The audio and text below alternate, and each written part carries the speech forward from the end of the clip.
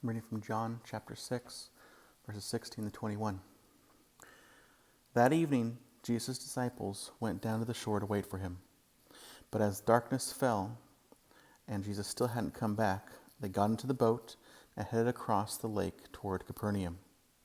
Soon a gale swept down upon them, and the sea grew very rough. They had rowed 3 or 4 miles when suddenly they saw Jesus walking on the water toward the boat. They were terrified, but he called out to them, "Don't be afraid, I am here." Then they were eager to let him in the boat, and immediately they arrived at their destination. So why did the disciples leave without Jesus?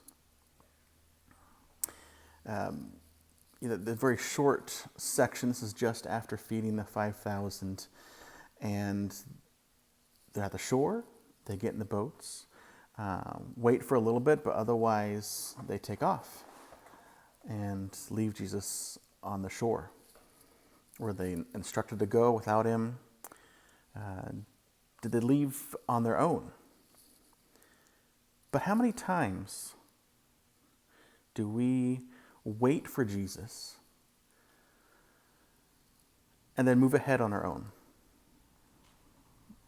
Probably much the same way as the disciples, our pathway becomes difficult and it's filled with obstacles. Jesus arrives late in the evening, walking upon the water. Unburdened by the wind and the waves, the disciples have been rowing for miles when Jesus arrived, and as soon as he greets them and joins them in the boat, they make landfall at Capernaum. Often we leave on our own ways without Jesus' assistance, and we struggle on our own until he finally comes to greet us in the worst of our trials.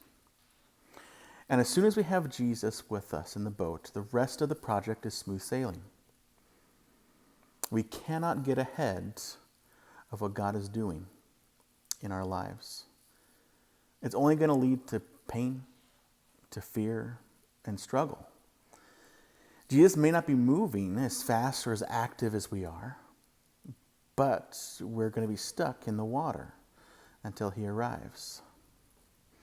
Right now, we feel stuck inside, stuck at home, stuck, unable to worship together in face-to-face, and we want to move it along.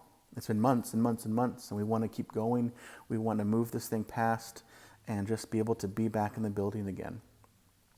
But this is a time for us to slow down, a time for us to pause, a time for us to focus on Christ and what he has for us, to wait on him.